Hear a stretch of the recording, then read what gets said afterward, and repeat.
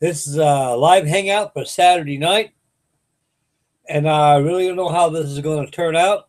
I've been fighting this thing all day, and I finally gave up. I don't think hangouts are made for me. I'm doing something wrong. I don't know what it is, fellas. I tried to use two windows. It hasn't worked. So I'm going to try this one more time again. I got two windows open up, and I got Pet's Place has acknowledged me on chat, on the chat board on the other window. So I'm feeding off that chat list right there, that chat board right there, that chat window, and to see if you guys are seeing me on here or not. Seeing me. If you don't see me, I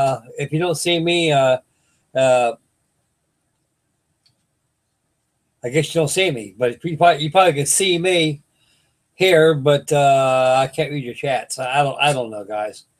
Maybe it's I don't know. These computer stuff is so confusing. I'm about as confused as a sterile rabbit. I kid you not. I've been on this thing all day and all night, and I thought I nipped it in the bud a couple of times, and all I'm doing is experimenting on you guys' time. You guys are waiting like expected fathers and stuff. So I'm going to go ahead and start out this video tonight. It's going to be kind of like talking and rapping and stuff, and what I'll be doing things, and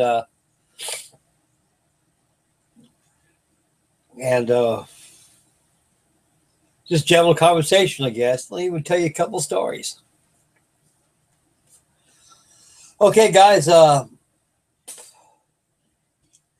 had a kind of like a bad day today. When I got off work early. I had to take my wife out to the hospital emergency room right here. As you can see, emergency on here in room 27. She takes those antibiotics because she has CPOD, and she ran. I finally found out what happened was she ran out of those antibiotics. She hadn't taken it in a week. I didn't know this. I questioned her, and a lot of times she likes to go to the store with me like that. And she has this little scooter she likes to ride around, and I got her. And, you know, like I say, guys, when you're 85 years old, you know, you're not just Sonny's finest when it comes walking around the block in the grocery store.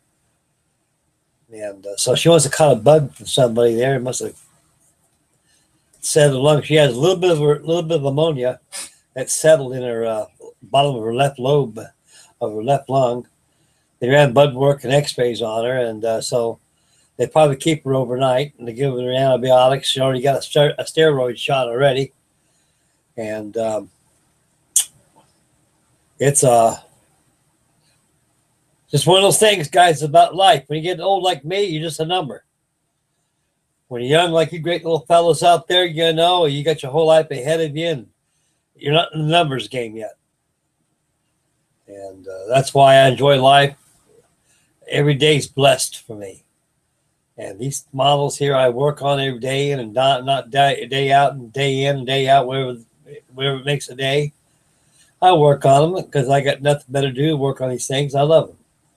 I love to build my models. I love to show them to you great fellows out there. I know you guys enjoy them too.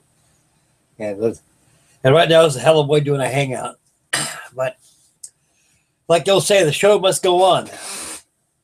So this will be a Frankie Day show, and I think I'll have a Saturday night hangout tonight, and I'll probably have another hangout this week. I don't know.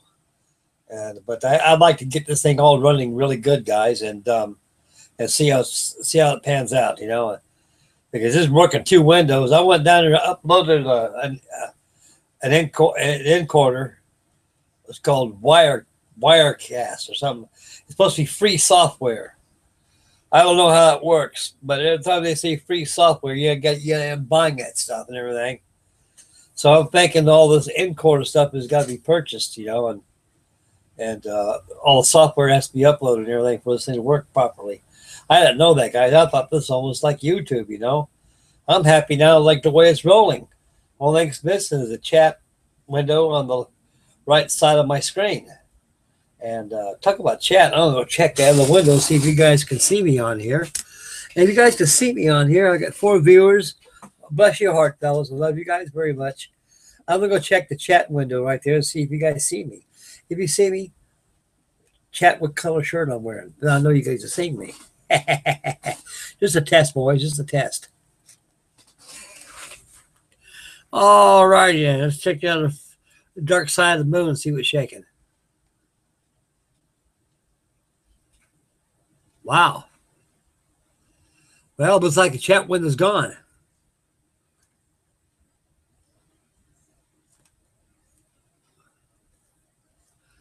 Yeah. 2 windows open up. 2 windows of me. Well, guys, this is going to have to be just like a YouTube video. You guys watch my posts on my models, except it's all live. You guys get to watch it while I'm doing it and record it. And I'd like to thank my 4 viewers out there for watching me. Guys, I'm deeply sorry about this mess. You know, when it comes to cyberspace and all this computer jazz and all, I'm just caught up in all this technology. I'm not used to that stuff, guys. I'm old school, old fashioned. There's a lot of fellas out there just like me. You know, they don't understand it either. And I try to get hold of my brother, and he's on home. And if I just get him over here, he can be able to get this thing shaking. But right now, though, it is what it is. Okay, let's talk about the Canberra right here a little bit. As you can tell, I got it all painted. I got lacquer on there real well. And I'm going to go ahead and put the rest of the parts on it, the undercarriage and such. I like to let that varnish dry for a while. Here's a good day or two, because I don't want to leave no finger marks.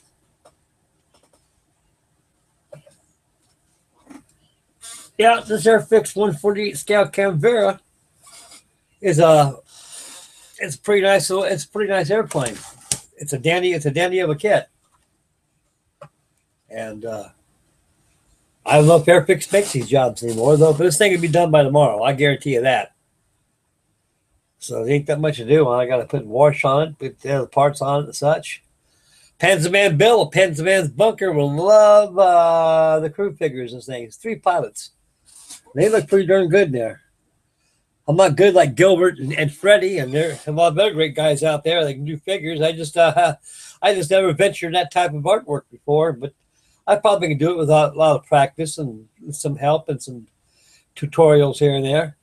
But I'm not into figure painting, guys. I just build these things, show them off, box them up, write down Davy Jones' locker, and it stays down there. I may not never see it again, not in my lifetime. And so that's a good place for solitude for these things. And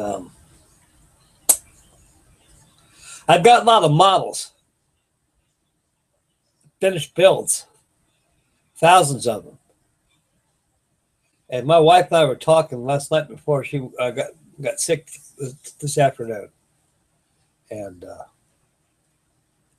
she said, Frank, since you get on eBay once in a while getting those ship fittings all the time, I said, you're thinking about selling things like that? Ruth, I've been thinking about that, but I don't have a PayPal account.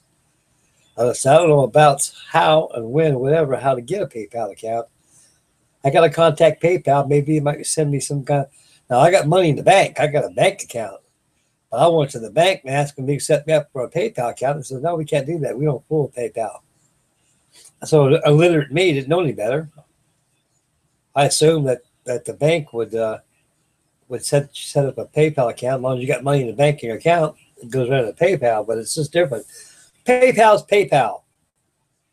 I imagine they'll probably send me a blank money order or a blank check or something to fill out and give my routing number to my bank, or they'll probably give me some kind of money order. I can send a postal money order to them or a bank money order from my bank and send it to them, and they'll probably put it in my account. Well, I got to think with an idea, you know, I'm getting older, and I got a lot of builds to do over there. And those old bills I got down below I had for years, they're all boxed up. I'm thinking about opening up a PayPal account and sell them on eBay. I'll sell them a good price. I'm not going to twist someone's arm and break their arms off. I'll give them a good fair price for it. And I got money coming in from there too. That'd be a good idea, you know.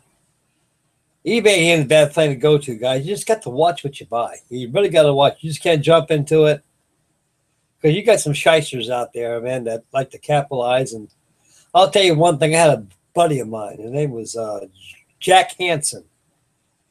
He bought a 1961 Sterling American Scout C2 type merchantman freighter.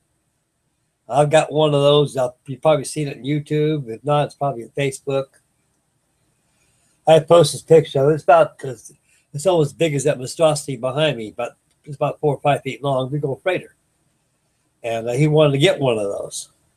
Well, he placed a bid for it, and this was, god darn, Lord have mercy, I wonder how many years ago that was. Oh, I'd say probably about 17, 18 years back. Called me up one day, said, Frank, I put a bid on that American Scout. I says, how much you think things run you get them? I said, well, I've been watching them myself. They're about a $300 kit. Now, if you put $300 down like that, I'm pretty sure you win that bid. You know, it's a classic kit. You know, it's radio control or it could be built static. You know, it's a selection for you to choose. And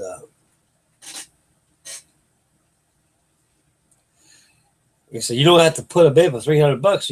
You got to watch out. If you put a bid for $300 there like that, you got to watch out because you get sniped. And he goes, "What do you mean I get sniped? It's called the game. When you get about 4 or 5 guys bidding on this here, now you put a bid.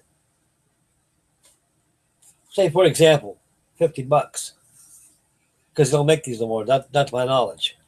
At least I haven't seen any flying around anywhere in the hobby shops. But anyway, $50.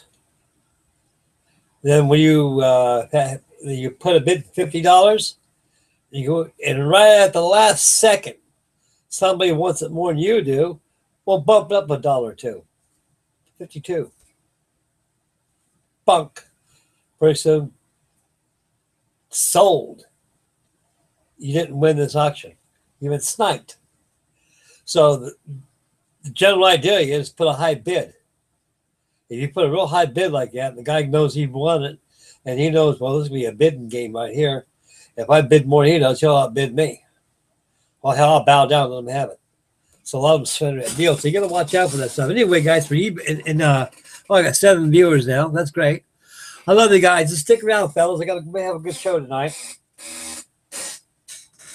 I'm very sorry about the chat.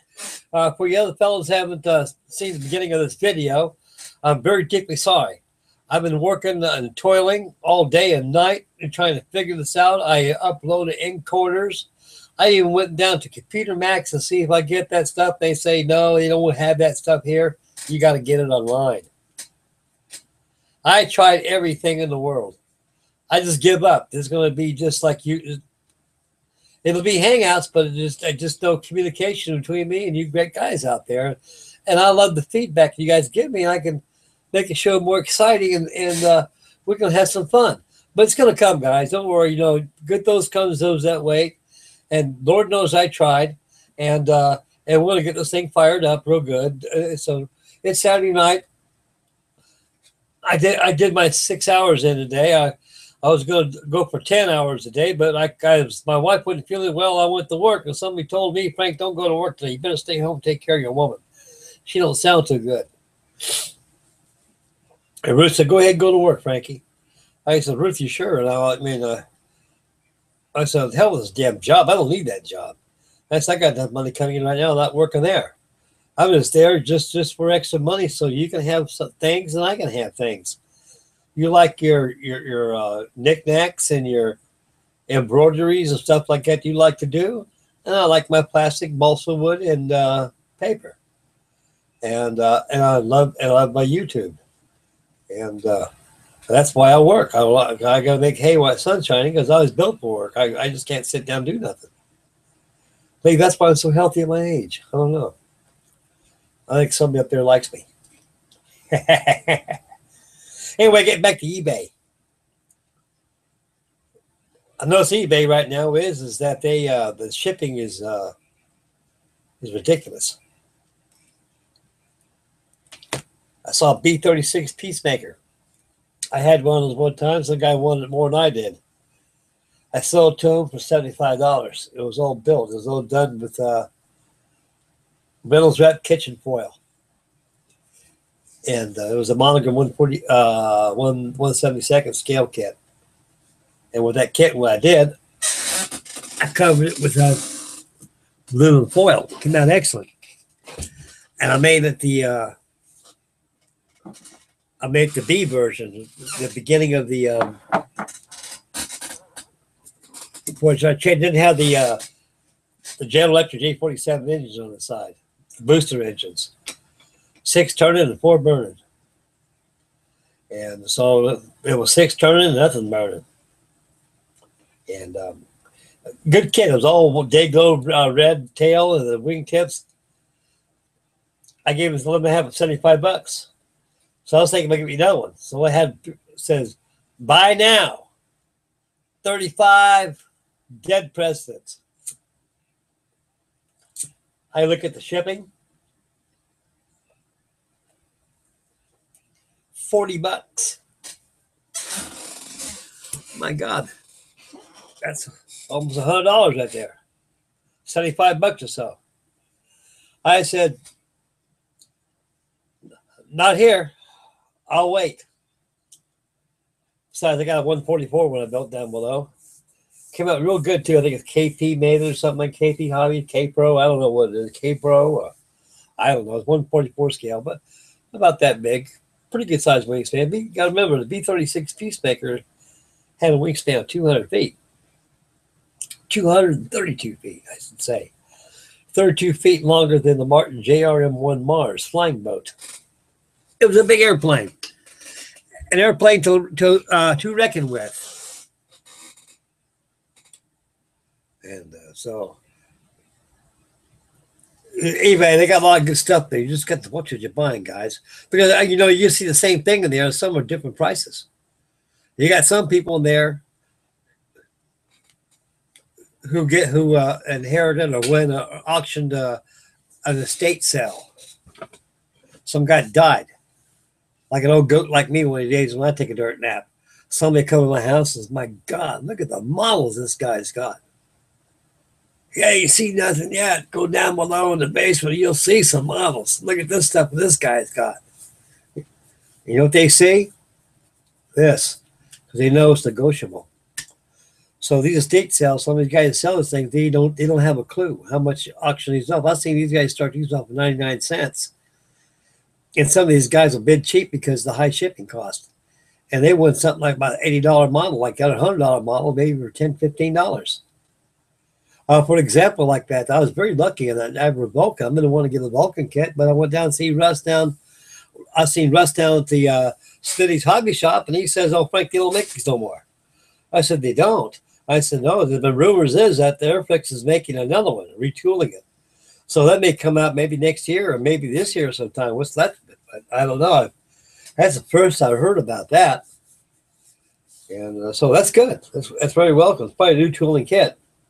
But anyway, I got that for $35. I'm making shipping was $12, so I got a good deal on it. I'm pretty happy on it. So you got some of those things there that run $60 to $70 for those Vulcan kits. Man, I was shocked. My God, this thing is really a popular item. It's expensive and all that cost, but this guy must have got it from an estate sale or something. So those estate sales, that's where you really make. That's where you really you can clean up with some plastic or some balsa wood.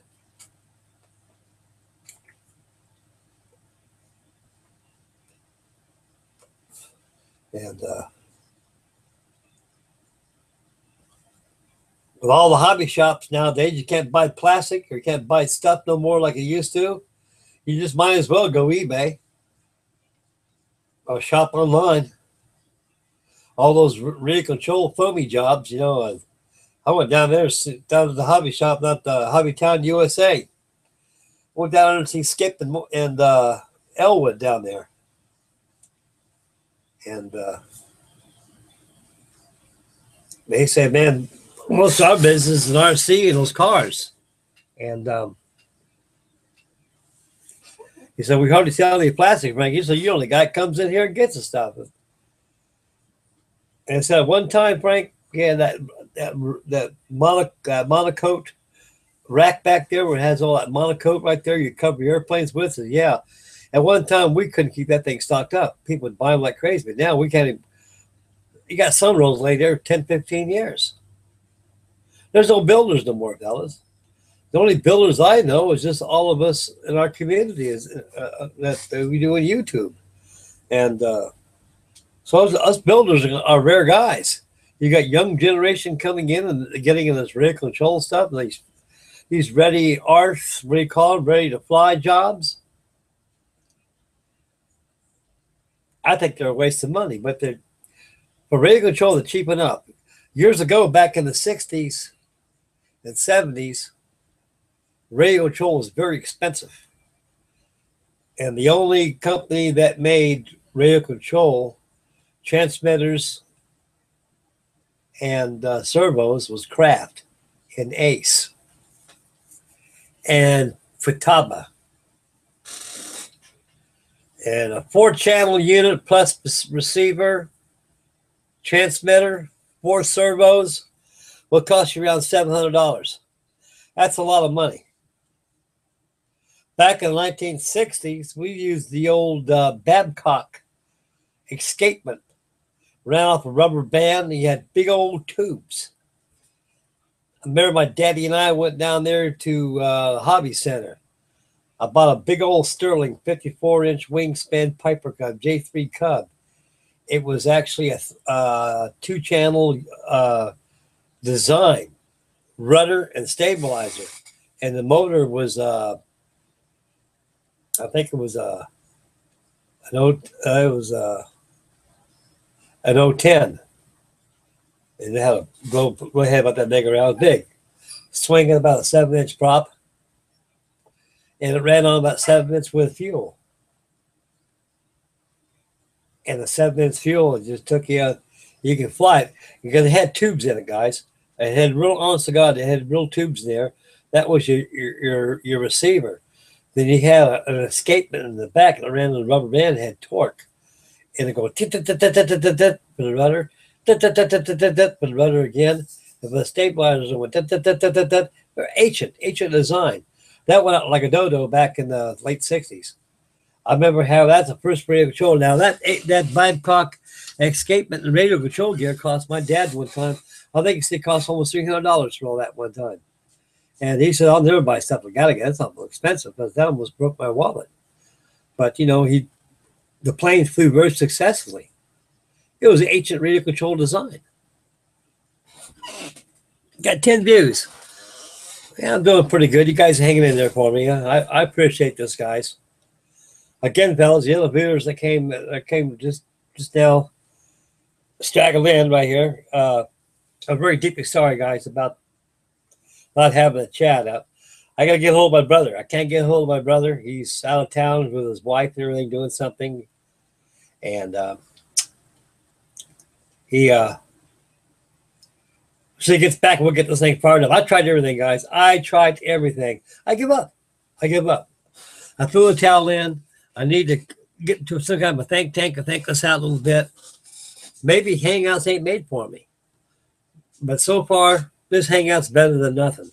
I mean, I can't. The sad thing about it is I can't read you guys' chat, and there's no I can't feedback off you guys, so I just kind of ad lib out of my mind to keep you guys entertained. I went to work today. I called my wife up around about 6 o'clock. She was sounding rough as a cob.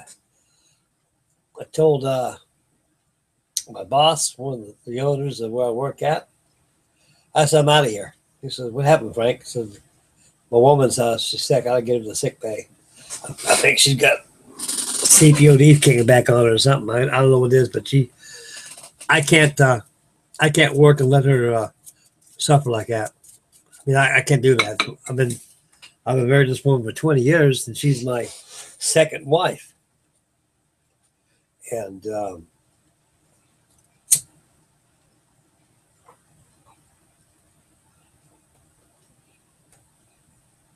I was married 30 years to my ex-wife. She passed away. She died from tubular cancer from smoking cigarettes. She was smoking those dang filter cigarettes. Like Carlton. Yeah, Carlton. Those filter cigarettes, guys, man, you're asking for it. Those filters are fiberglass. Man, you breathe that stuff in your lungs, gets your bronchial tubes, boy, it fuses them out, and cancer cells kick in. She just get on me smoking cigars all the time. I said, well, there's a difference in smoking these things. I don't inhale these things. I just enjoyed the fragrance of cigars. I like cigars. Since I quit drinking, I smoke more now than I ever had before. But I have smoked a lot of cigars in my life. I used to smoke almost 200 cigars a week. I work construction. I couldn't. That Thompson Tobacco Company out of Florida, Tampa, Florida, they're sending me anywhere from 6 to 8 boxes of cigars a month. I said, man, this guy's a freight train.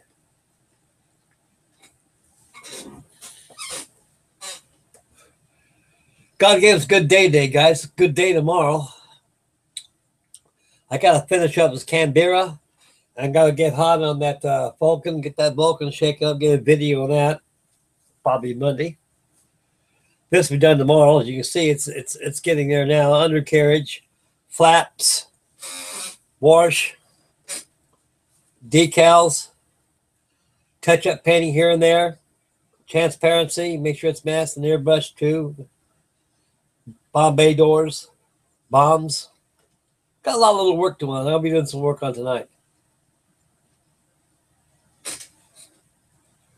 I'm making sure this thing's good and dry because I want to put it on its back. It's good and dry now. And she's dry. This little devil's heart is heavy too. Man, this is a solid looking airplane, guys. I really love this airplane. That Canberra is a nice looking plane.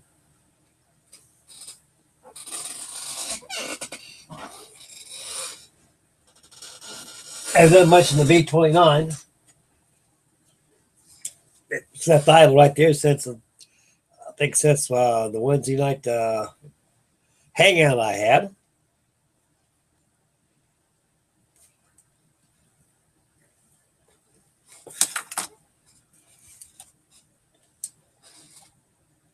Got a big old, I was digging around my stash. I found a big old huge 1/32 scale B-17 vacuum form kit. May not be no Hong Kong model, but this thing is vacuum form. I think I bought this about 30 years ago. I think I'll go out there and dig that bad boy up. And I'll show you guys right here. Take a look at this Canberra, and I'll be right back in about 5 seconds with a big old bag of a B-17. I'll make it some more of that thing shaking.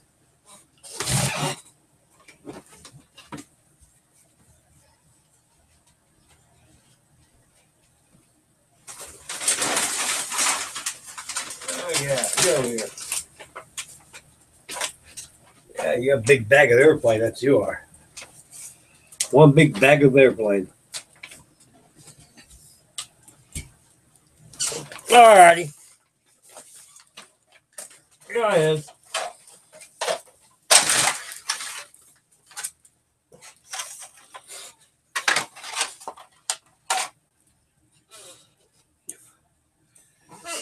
Okay, fellas, look at this one. All vacuum form kit. I sand down the fuselage real well. I got to add inside the inner shell of this, just like I did the PVM Mariner. I could put the pilots in there. I mean, the bulkheads there, the pilot's compartment, bomber's compartment, radio compartment, race compartment, bomb bay, everything. This is going to be a project I'll probably be doing next year. And what I'm going to do, I'm going to make me a plug. I'm going to vacuum form me a Bombardier's transparency. I cut the wings out and everything of this thing. This thing is it's big. Let's see.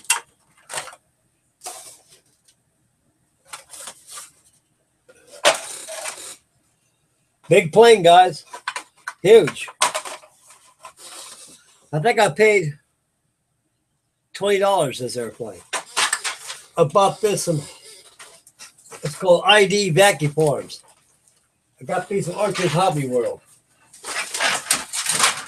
And he was one of the world's first mail order house. And he would ship these things all over the place, you know. So this is a good kit. It'll keep you busy. I got a lot of parts there. I got white metal parts there, propellers and everything. I got a lot of airplane with $20. You got back in those days, you got your money's worth. Nowadays, it takes lots of it to get it worth. I don't know how many viewers I got. About 9 viewers now. I'm doing good. I'm hanging between 9 and 10. I'm deeply sorry, fellas, about not having a chat right here. So I figured maybe you guys really enjoying yours truly talking. So at least I know this works. And it's live. So I got to start this week. I think I'll start another hangout. I'm going to get my brother out here, get this rotor encoder. I get this thing ready to go, so I can do everything right.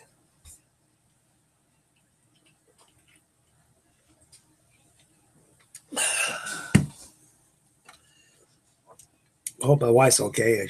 I hope she gets home tomorrow. I get very lonely without her, you know, because I've been with her, you know, for a long time. And she told me, Frankie, since hanging around those hospitals, been here long enough. Because I knew I'd be going there. I said, I told my wife, I said, Ruth, I told you, you should never run out of those antibiotics you got. Those are your lifesavers. That's your life buoy right there. And he said, well, as I asked her, how long have you been out of your medication, those antibiotics you've been taking? She said, about a week. That's long enough. And I don't know how I got it. That's easy. I was like, I told her, man, a couple of times you wanted to get out of the house, you wanted to go to the store with me. And I tried to beg and plead with you to stay home because I don't want you getting out there with all these people. Because you get around a bunch of people, and people in general nowadays don't care. If I'm going to get sick, I'm going to make sure you get sick with me. That's how people generally think nowadays. Not everybody, but people who don't really don't have the respect and don't care, don't have the sense. Talk about people. Well, every time I go in Kroger, I see people, guys. I wonder if you fellas see the same thing. When you go to your favorite grocery store, your neighborhood nearest you. I go to the grocery store, I see young girls walk around with pajamas on, robes on, guys walking around with pajamas on. Man, don't you guys care about the way you look when you go out in public? I told this one guy, says, my God, man, don't you got any sense of dignity and decency? He goes, what does that mean? I says, I don't think you know it, don't you? And he says, nope. I said, another youth from failed parenthood. I says, do you wear your night clothes like that in public like this, in a place like this? Well, I just don't want to put my pants on. Yeah, that's obvious. I said, next time you come in public, put some pants on, buddy. You ought to be ashamed of yourself walking around in your public like that with your pajamas on. Well, if I did a stunt like that at your age back in my days, I'd really get it. I'd be ostracized from public and everything, and we didn't do stuff like that. This whole world, guys, is like a fruitcake. It's upside down, man. It just, I've never seen it in my life like that. Eventually, it'll straighten itself out. It just takes time. So I don't try and get involved in all that jazz anyway, but just a little observation I noticed. I went to the grocery store to get my wife some orange juice and some fresh eggs. And I noticed the people walking there. You got people that just don't care. There are probably some states that people are very decently and they keep themselves, you know, respectful. To me, that's disrespecting yourself, and it's an insult to others when you walk around with your. That'd be like me walking around with my skivvies on in the grocery store.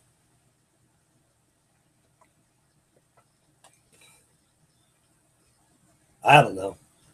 I know it's not me, but things ain't right. I know this hangout stuff ain't right either. The way I'm not getting this chat going, so eventually we'll get this chat going here, fellas. You gotta have a little patience. I'm trying to get all the patience I can, but I tried, guys. I really did. I tried my Sunday's finest and then some. I thought I had it good. Yesterday it was really close, because the chat was going good, and the video was going excellent. The video chat was going excellent. Well, but it was except one thing: I was getting an awful feedback, rumbling noise, awful noise, annoying noise. Did I say noise? I look at my jazz master over here. I might strike up a jolly tune on the next hangover, hangout. Ugh. Yeah.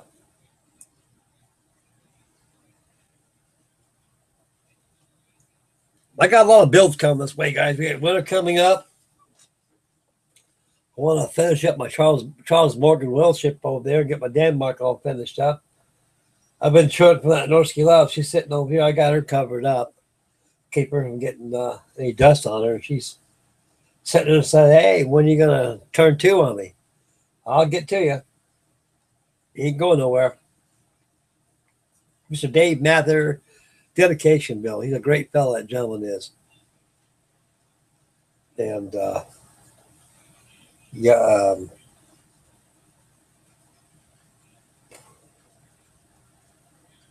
very nice man.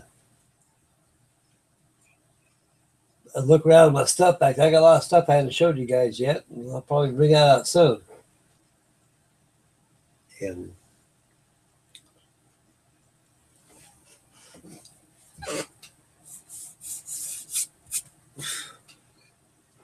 get those parts out of this here and start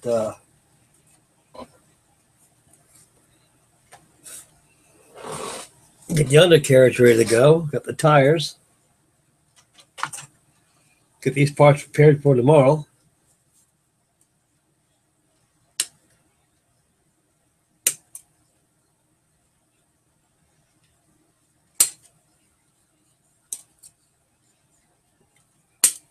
Yeah, I wouldn't mind getting another camera like this. I really wouldn't mind getting another kit of this, guys. This is a nice kit. I really enjoyed this.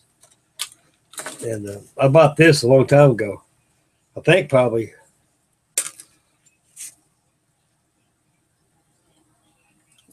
2000 this year sometime, 2006, 7, 8, somewhere around there. I remember, and I can remember that with Russ said, so you better get this, Frank. They ain't gonna make this no more. So wow, what happens? Like everything nowadays, they make so many, and they go on to something else.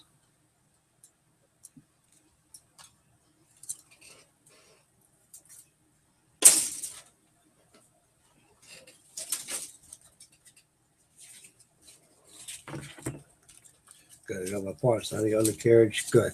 Okay. Just making preparations, guys, for tomorrow.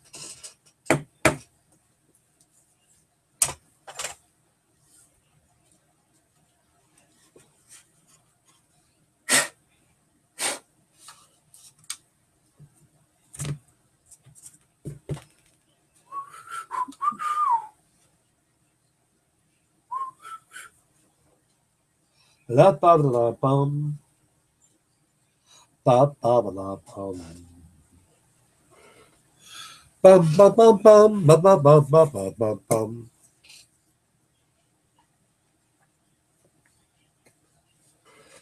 Beautiful bird. I love English aircraft. I mean, English aircraft are my favorite, and I just love them to death. There's something about them. Even when I was a child growing up, guys, I've always loved. I think the first English airplane I've ever had was a dinky toy, made out of some kind of lead or white metal. And I remember back in the nifty 40s and 50s, dinky toys were collector's pieces and very expensive. They were very, very expensive. They made these army trucks. I think they're HO scale, they're 197 scale, 187 scale, almost like HO. They're that big. They had tanks, half tracks, weasels, they everything, and they had airplanes. And I think the airplanes were probably 1/144, not 1/144 scale, probably 1/200 scale, probably a little less. I had an Avro York, had a wingspan probably back then. I was about 6 years old. A 6-year-old to me was probably about like that, and I picked up my hand because I was a very little guy back then. And my dad, he got it. He got it for me because he went overseas, and my father, he used to, when he got out of the Navy, my dad used to be a wrestler. He wrestled all the time. My father did, and he wrestled in the carnivals. And my pop, he was 90. I think he was 90, not 99 when he passed, and he was born just around 1898, somewhere around there. And during the Spanish-American War, he was born. And he had me. When I came in the picture, he was probably almost in his 40s when he had me. So he used to wrestle all the time. And his fears are all cauliflower. My dad used to scare me to death, guys. When I was a little baby growing up, I sat on the couch and he sat there and drank a beer. He was drinking old Falstaff beer. I remember that. He drank a beer, big old cigar in his mouth, reading the paper. And I sit on the couch like this, very quiet. My composure was excellent. I was very well behaved. I was watching TV. I looked over at my dad.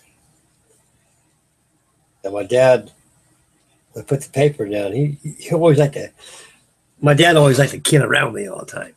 He was a character. And he'd look at me like this. He'd go, he'd shake his fist, boy, he'd go like this. And I'd coil down and coil down like this. So I look at him, and he started to get up out of his chair like this. And that scared the hell out of me. Pew! I took off and grabbed my mother's leg. My mom runs out. Frank, what are you doing? Torture this little boy again? Oh, heck, I was just having fun with him. And he said, don't do that. You scare him to death. I ain't scaring him to death. So the heck you're not. He ran in here like he was frightened. If I was scared him to death, I'd scare him to death, but I ain't gonna scare him to death. He says, I'm just playing with him. Then my dad would sneak up behind and go, yeah, I got you, did I? I go, I don't have that. He'd pick up and kiss me on the forehead and hug me all the time. He was a good daddy. I had a very wonderful relationship with my father, fellas. My pop had a hard life, guys. He never had a mother or father. He was raised in an orphanage by Catholic nuns. And him and his brother, my Uncle Mac, that died in Pearl Harbor, he was on the battleship Oklahoma. And my dad was stationed on the battleship California working at OS2U. My dad was a machinist mate, a reciprocal mechanic. He worked on SOC3 float planes and Kingfishers and stuff like that. He worked on all kinds of JO3s and SO3Hs. He worked on all of them. All those biplanes on board ship. And he was on leave when it happened. He went and leave. Then he had orders to go back to San Diego. And my Uncle Mac was on the battleship Oklahoma. He was a machinist mate, second class. He was on the VAPs down below, the evaporators, which you convert salt water into fresh water. Well, of course, the old legend goes, which holds the true. When the attack started, the battleship Oklahoma was actually outboard of the Maryland. And her to West Virginia took more fish hits than any battleship in Battleship Row. And so board ship of the Navy, when I was taught in the board ship, when they sound general quarters, you go to your general quarter station as fast as you can. And you got a set condition x-ray throughout the ship.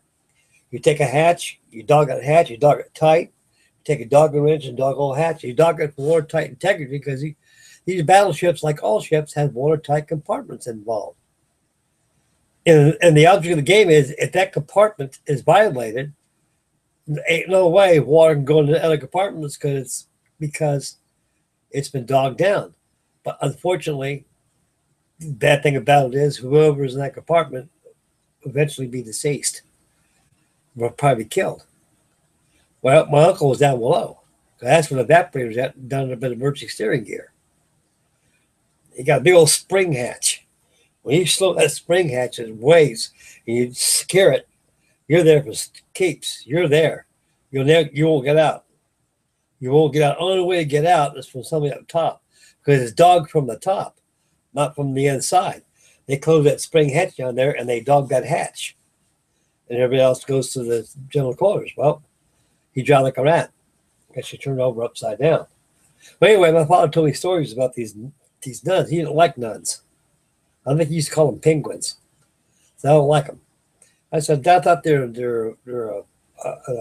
ministers of God. I mean, God's wives or daughters or something like that, however the nunnery runs. He goes, Frank, they're mean. I used to wet my pants. And they come in with a switch and spank the heck out of me. He used to crack my knuckles with a ruler, scold me, yell at me, always spying on me all the time. And your Uncle Mac and me got tired of it. We were about 9 years old. We escaped. We ran out of that place, and they got adopted by my parents. And my dad and my Uncle Mac stuck together as brothers because they were brothers. And they were adopted by a nice couple by day. They were Irish.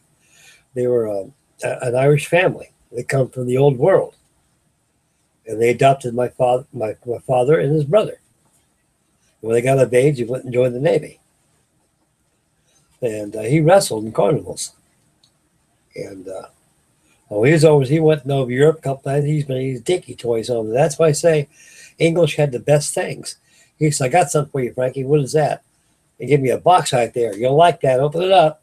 It was a big old square box like this. And opened it up. There it was, an Admiral York. It was made out of metal. Beautiful. It's beautiful. I love dinky toys. I couldn't get enough of them. They're very expensive back in the days. I mean, kids back in the 1950s and 40s didn't have money. You're doing good if you bought penny candy. And mom and dad never had the money. And it was hard to get. But we grew up kind of poor a little bit, and we've got, as life goes on, my dad got settled very good. He got out of wrestling, got a good job, big management and stuff and everything. And he started making some decent money. He used to take me down to the hobby shop, and we used to buy these U-Control models. We used to go out there and we used to be called circle dancers. And when I get in a circle, man, my pop and I used to burn circles. We had a World War II, a World War I combat, and we had little ribbons on there. I built an SE5, and he had a Newport. He had a Poker D7.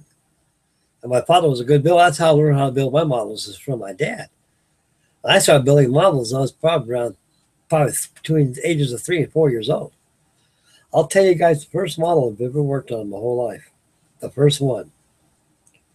And my dad bought it for himself.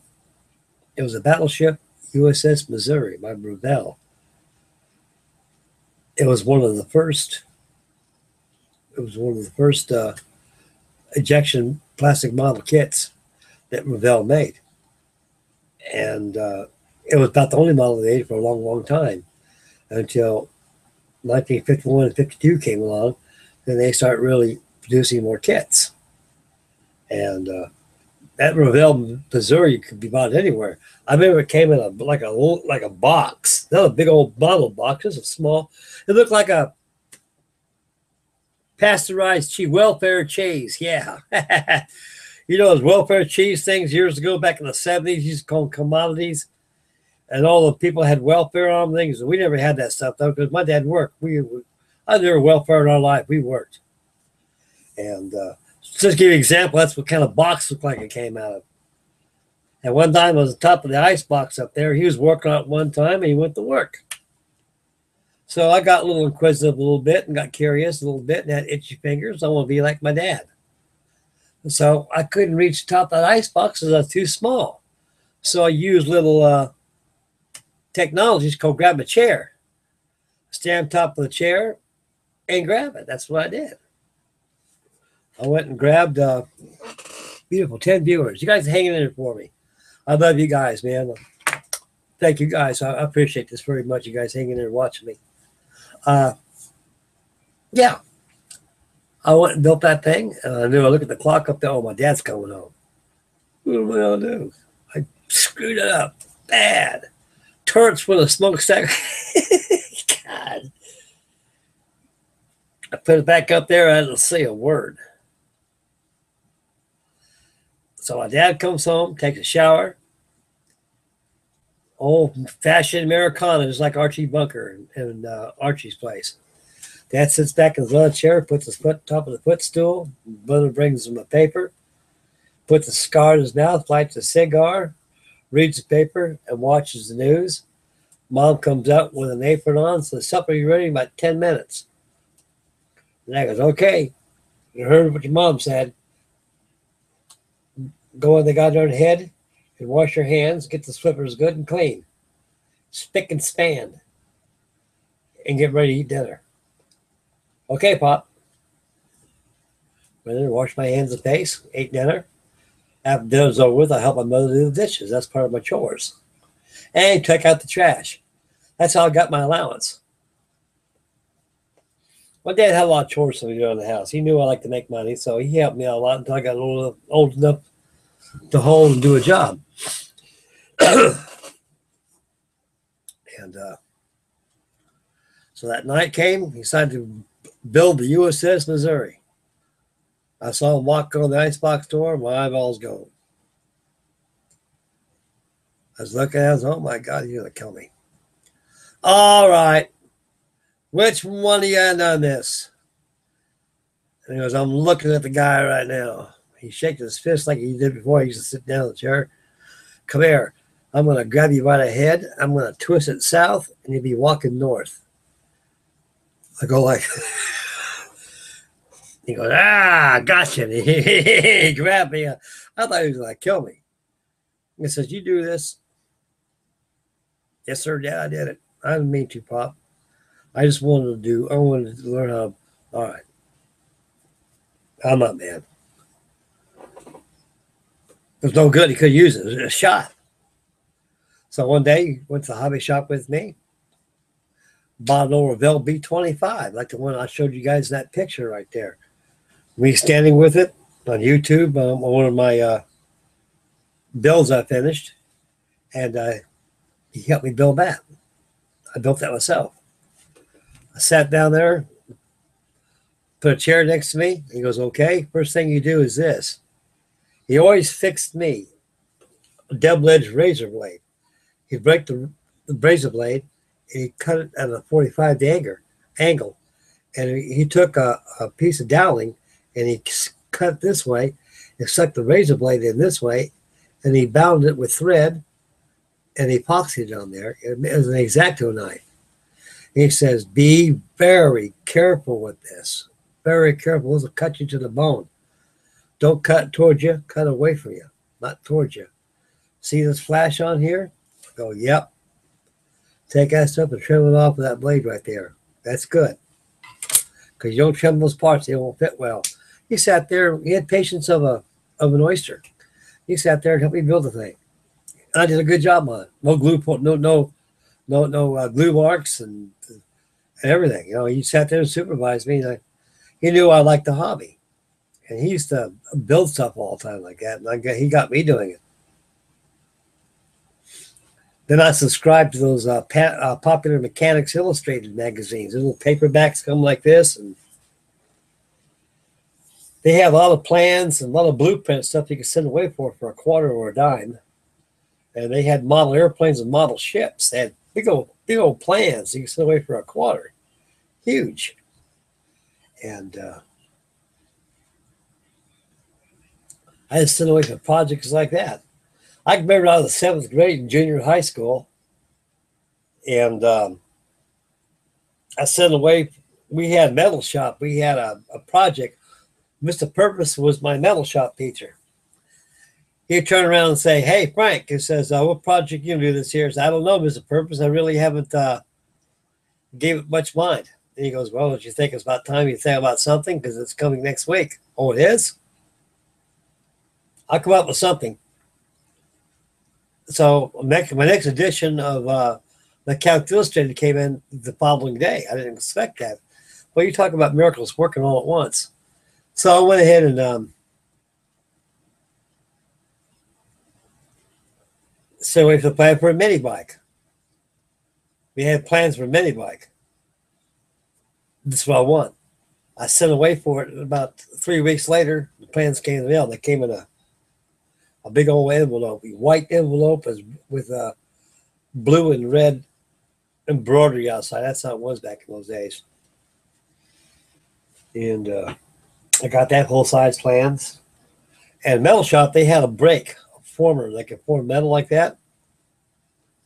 I built a mini bike there. I got an A on it. The only thing about it is where am I getting the engine for it? But I built the frame, had the wheels on it, everything ready to go, but no motor. But my God, I would have had a motor and I could have sat down and pulled that thing like that and could have, boy, ran over, just have a blast. And it was good old days, fellas, you know. Us kids, we went outside and played all the time. We didn't stay in the house doing nothing. The only time I stayed in the house doing something was when I did my homework. And when I liked playing, I always went out in the garage. The garage was my hobby shop. Had a nice little workbench, nice and neat right there. I had a little radio on there, listen to the radio. And I built balsa wood kits, took a few slab ones I was working on. I'd hang up on the side of the wall and God be known, I'd get those old Comet Coca-Cola kits. You guys seen those Comet balsa wood kits with a kid standing up with an apple on a plate and a Coca-Cola bottle right there? Those are excellent kits. They only cost about maybe, 25 cents back in them days. And boy, I built a lot of those. The Comet had some good designs back in those days. Nowadays, everything's China.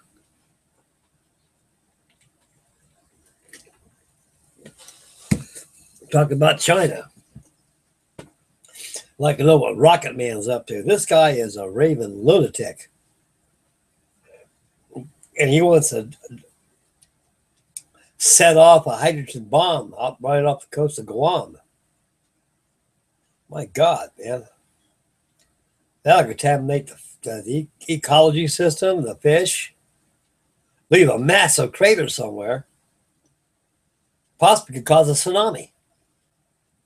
And the worst part of all, if that's a radiation bomb, all that radiation fallout from that bomb can get the jet stream, it can contaminate us, you know? People don't see that. Heck, well, a bomb like that can really put some people in the hospital. Well, I pray to God every night before I go to bed, I hope this madman don't drop one over here on us, you know? My God. I have a lot of guys at work say, man, we got to turn that place into green glass. This is what you do that, you got problems. And so you'll have a chain reaction of people dropping bombs right and left, and we'll be a target next. And believe you me, guys, these ain't things to fool with. These things are mass destruction. I mean, you'll start a big old capital MAD, not mad, called mutual assured destruction. You'll start a chain reaction of people dropping bombs here, there, everywhere. It'll take over 1,000 years for this world to recuperate itself from the nuclear explosions. Like Oppenheimer, who designed the atomic bomb, the Operation Trinity, back in 1945. He regretted designing that bomb because that first test was very successful. And people, and the spectators, and the scientists, and all the physicists, and all the people who built that bomb from Oak Ridge, Tennessee, and all the way up to Gore, Mexico, and all through there. And they couldn't believe the devastation that bomb did. That's a small bomb. The bombs we got nowadays make that thing like a small firecracker.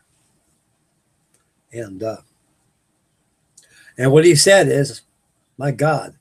People said, everybody says, congratulations, whatever you really. He says, no, don't congratulate me. I don't feel like being congratulated. He's like, I just destroyed the world. And they said, well, how you mean? They said, this thing get in the wrong hands of somebody can cause problems. That did. Back in 1949, that's the event, the start of the Cold War, when the Russians got the first atomic bomb. They got that from Khrushchev. He was a physicist who worked on the atomic bomb out there in Oak Ridge, Tennessee. Here's a guy that paid for play. Like a John Walker guy, that turncoat Benedict Arnold, that guy. So all these countries got our secrets is because of guys like that. As long as they got this, they sang. Personally, I think you take a guy like that, you just shoot him. Crimes against humanity and treason. But you can't do that nowadays because you got the leftists out there who will disagree. They say, oh, that's inhumane. You can't do that to a guy like that. And I say, that's wrong thinking. But in spite of that, guys, things will work out. I'm pretty sure this man running his country is going to let us founder into a sender. The United States of America is probably one of the greatest countries in the world. It's a very great country. And we have our faults. And we all need to get our head out of the sand and get along. The biggest problem in this world nowadays, guys, people don't get along no more. Everything got too big too quickly. And when you get pushed in a hard spot in the rock, it creates friction.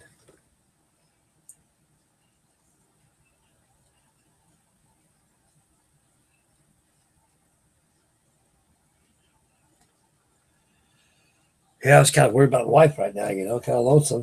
I listen to TV, no TV going on, and I'm with John now for a pretty good while. And I'm very surprised. I still got 6 viewers. I had a bunch a while ago. They'll come and go. Again, fellas, I'm very deeply sorry for not having this chat fired up, guys. I just trying the best I can to get this stuff fired up. I don't know what to do. I tried everything. There's something I missed, but I'm going to find out. My brother's a computer whiz, He's pretty smart. He builds computers. He's smart. He builds them, and I know he can help me out of this, but I just get a hold of him. Right now, I got to prepare and find out about my wife when she'll come home. Hopefully, she'll be home tomorrow. And I got her there in time. I'll kid you not, guys. If I got off work right now is 1 o'clock in the morning, Eastern time, out in Ohio. Out in California, imagine it's probably back home. It's probably about 10 o'clock or 10:30, 9:30, somewhere around there. Well, anyway, like I say, guys, if I got home by now, my wife would have been dead on that chair right there. So I had that 6th, 7th sense. Something told me something ain't right. You better give her a call. I did. I could tell by her voice she was ailing. So I said, Todd, I'm out of here. I'm gone. Where you going, Frank? You just got here. I'm going home. Why? Why? Because my wife's going to the hospital. That's why. I'm not going to sit here and work and toil for these people right here while I got my wife. She needs to go to sick bay. You get the young kids out there to pull the oar. I pulled my oar for over 60 years in Social Security. I'm supposed to be retired, remember? Get these young kids out there to pull oar and row with the rest of the slaves. I'm going home. I did. I went to the hospital, took my wife. She's doing good. They gave her breathing treatment. They gave her a steroid shot and an antibiotic, so straighten her out. That's what she needed. She ran out of it and didn't tell me. But somehow she must have caught a bug. I think she got a flu shot. That's what it was. That flu shot brought it out. And she'll be okay. She's a tough woman, a good woman. She's tough. The woman is very beautiful inside out, buddy. She's got a heart of gold, and she puts it in my model building. Not a whimper. Not a whimper. My ex-wife used to hound me all the time, Brenda. I make sure she's taken care of. Honey-do list is all done. Kids are all done. Everything is all done. And what's left of the time I've got left, I'll work on these. I'll work out at nighttime. Kids are sleeping, and I go to bed. And the ex-wife, Brenda, she's come up to me and said, well, you still working on that? Yep. I'll be working on that for a long, long time till I get it done. So how long will that be? I don't know. But I'll get done eventually. Oh boy, guys. Oh, Frankie is getting tired. Man, I wish I had that chat going. I know you guys Rick and they talk to me and everything else. Whew, boy.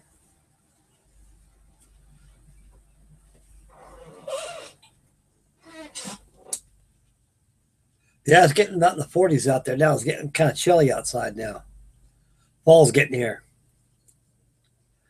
I don't know if we get any snow this year. We got no snow last year, and we paid for it this summer. So we got some hot sun this year.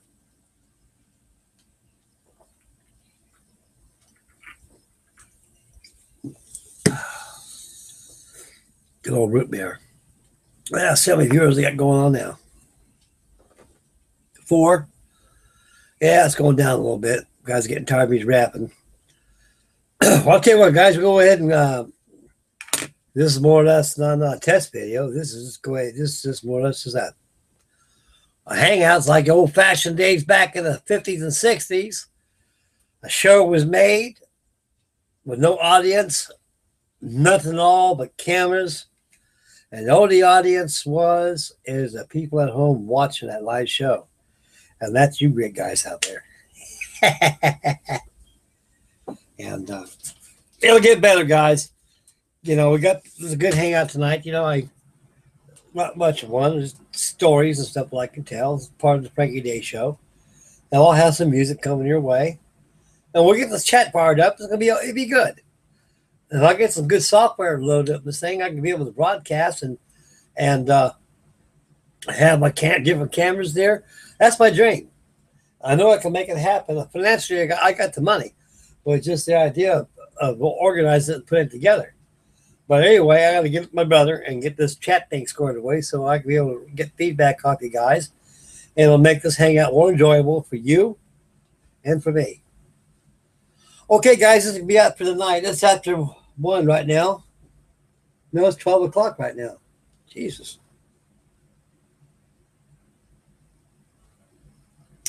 Yeah, I think this would be. I'll call it a wrap up right now. And look, tomorrow's gonna be the final reveal for his camera right here. So after this hangout's over with, I'm gonna go ahead and start working on the undercarriage. I'm gonna get her legs on so she has something to stand on instead of putting on a perch with a nice towel, keep them getting scratched up. So I'm working on the undercarriage, get the undersurface and the flaps all done. And I'll get her on her legs. And everything else will go just like that. And we'll get the Avro Vulcan shaking your way and get the tippy. I'll get the tippy. I'll be balls to the wall on the tippy next week. So stay tuned for a video for that. And that B-17 is next year's project. I just happened to stumble into it. I was back there straightening out my stash pile. Okay, guys, I'm going to call it tonight. And I'd like to thank everybody out there and the remainder of viewers. Thank you very much. And God bless you guys. And thank you very much for watching my video right here. And special thanks for all the boredom, the doggone nonsense, stinking doggone waiting around for getting this done and you're ready to go. It's ridiculous. I tried, guys. I really did. So I'm not going to give up. I don't give up that easy. I just gotta have a long thinking session on how to figure this out. So I thought mine is get my brother here and we'll get this thing all squared away. We'll have chat, everything. We'll have a good time, guys. A real good time. We got good times coming. We got winter coming up, everything. So there's going to be a nice hangouts coming up. So this here is just a sourdough hangout, but consider a live show you're watching at home on TV. Oh, that'll do it right there for me tonight. Okay, guys, this is Frankie Day signing off. God bless you guys. Make Mama happy, and I hope my mom will come. My mom will come home tomorrow, and it'll make me happy, very happy, because I get lonely. I get very lonely without her. It just me, my little Raleigh over there, my little rat terrier I have, and my mom was in God's good humor. That's all I got left, and you guys too. Okay, guys, God bless you guys. I love you guys very much. and make Mama happy once again. Happy Molly. Please subscribe. And I'm honored each one of you guys. Thank you very much for your wonderful comments you've been giving me. And I'll get back. I'll start commenting back. And that'll be it. So next hangout's going to be probably addressed on the family final reveal of the Canberra family reveal. Jeez. Where did I drop that one from? Okay. I'm out of here, guys. God bless you guys.